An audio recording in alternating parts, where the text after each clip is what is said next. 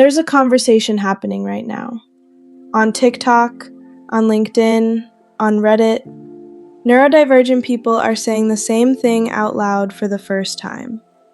AI gave me the accommodation my job never did.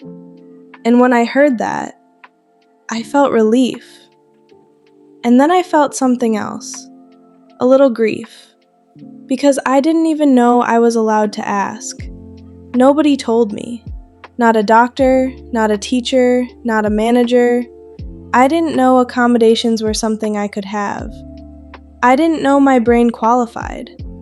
I didn't know there was a word for why sending one email could take me an hour. I just thought I was bad at work. But I wasn't bad at work. I was unsupported at work. And there's a difference. Let me tell you what asking for help used to feel like. Even thinking about going to HR, or a manager, or anyone with authority, and saying, "I need support," my brain would immediately go to, what if they think I'm making excuses? What if they don't believe me? What if I can't even explain it right? What if asking makes things worse? So most of us never asked. We just quietly figured it out ourselves. Or we didn't figure it out, and we burned out instead. And here's what nobody talks about. Asking for accommodations is its own form of hidden work. You have to know you need them. You have to know you're allowed to ask. You have to find the words. You have to manage the fear of being seen as difficult. You have to send the message without knowing how it will land. For a lot of neurodivergent brains, that process alone is enough to make you give up before you start. So we didn't ask. We masked harder. We worked longer. We told ourselves everyone else was managing fine. And we kept doing the hidden work, manually, alone. I want to tell you about a specific moment.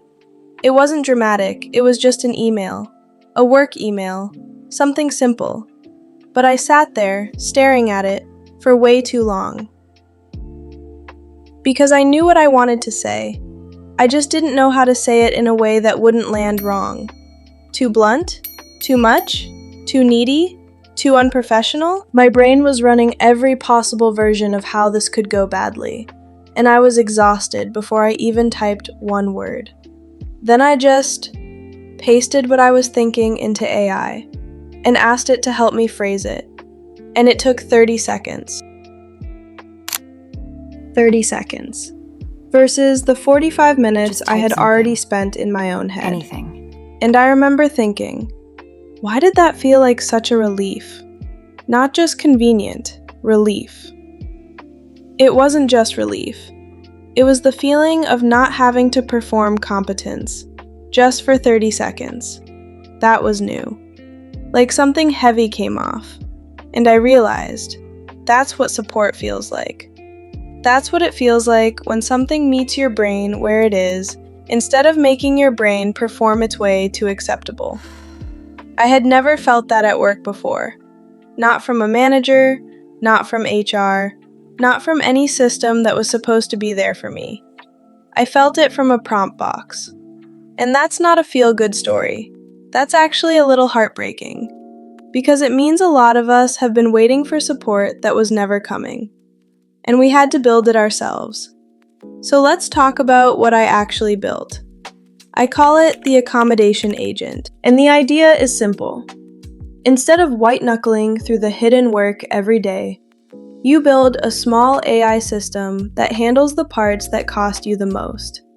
Not to replace you, not to mask harder, to reduce the energy tax of working in environments that weren't built for your brain. Here's how it works. The agent has 3 core functions.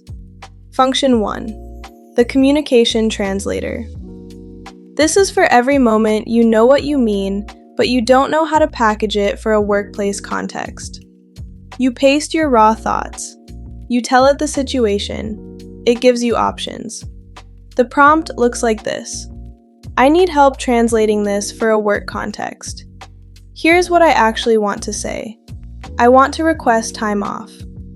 Here's the situation. I'm mentally drained and need to request time off. Please give me a clear, professional version. And tell me if my original was already fine and I'm over-editing. That last line matters. Because sometimes you don't need a rewrite. You need something outside your own spiral to say, this is okay, send it. Function 2, the Accommodation Request Builder. This one is new. And this is the one that's gaining traction right now for a reason. Because a lot of us never asked for accommodations. Not because we didn't need them. Because we didn't know how. Because we were afraid. Because we couldn't find the words when we were already dysregulated. So this prompt does the asking for you.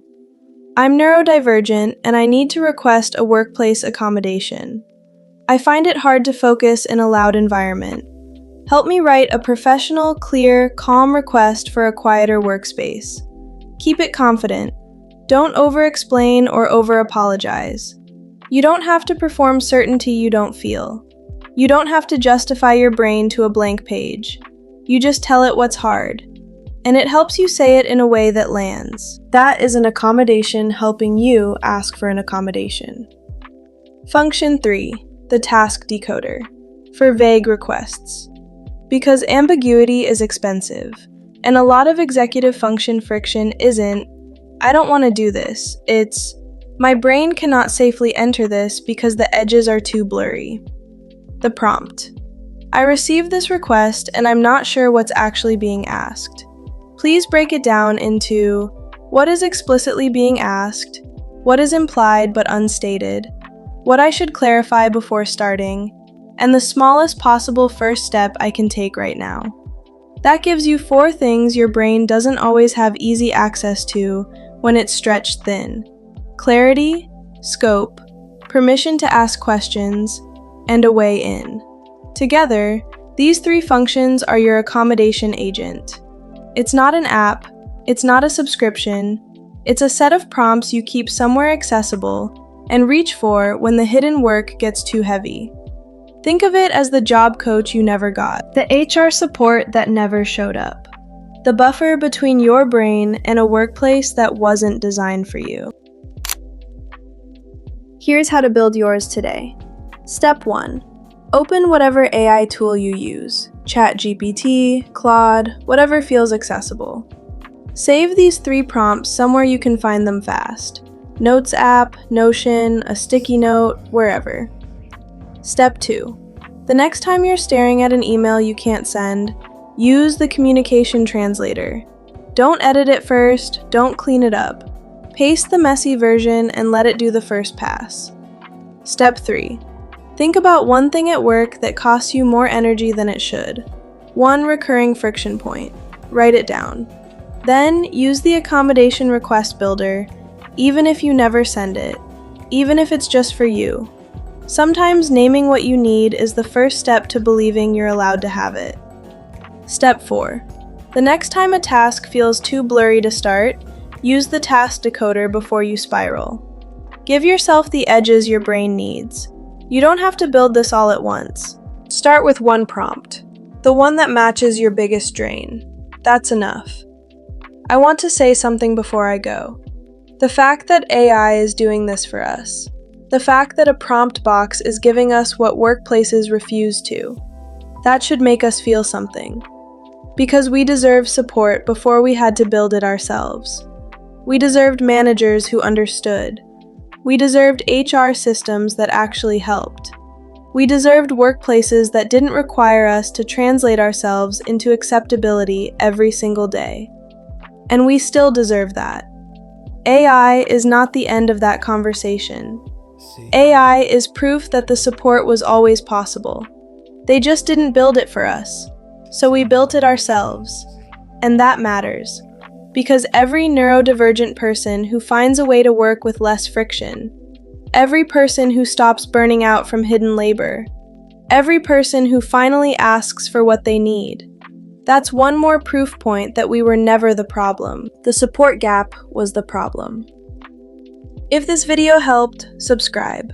I'm Nicole. I make content for neurodivergent people trying to make AI actually work for them. See you in the next one!